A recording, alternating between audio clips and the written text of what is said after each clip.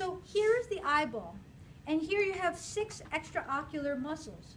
So remember, the ones that go straight back are rectus. So superior rectus muscle, well, depending on where the nose is. Let's say the nose is on this side. So lateral rectus muscle, medial rectus muscle, inferior rectus muscle. Now remember, you have 2. See how this goes at an angle? This would be the superior oblique muscle.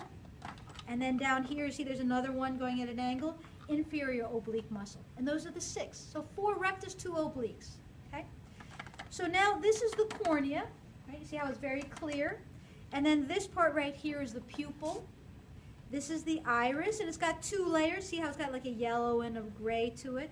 Because the inner layer, when it contracts, it makes the pupil smaller. Okay? This one is a sphincter pupillae, makes it smaller. The outer one is a dilator pupillae, which makes it bigger. Okay? And so either of them contracting would change the shape of the pupil, the size of the pupil. This is the sclera. Okay? Make sure you know that. This is the optic nerve over here. So when I take this off, so we're talking about rocks from the inside out. Okay? So we have R is retina, S is choroid, see the blood vessels, and C is, okay, sorry, I'll do that again. R for retina, C for choroid, and S for sclera, rocks. That's from the inside out. So we have sclera, we have choroid, blood vessels, and on the inside you have the retina with the blood vessels, okay? Not only that, but you see the iris. You see how the iris is here? You see how it turns it to the side? So when you do it up here, you can see how the iris looks like this.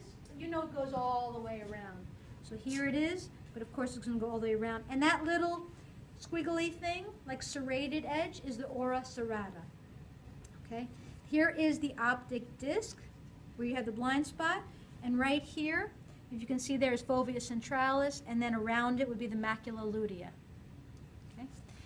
Over here, so you would basically have your lens right where my finger is. So behind the lens is the posterior cavity, and that would have vitreous humor. In front of the lens, you would have the anterior cavity with aqueous humor. The aqueous humor is produced by the ciliary processes of the ciliary body.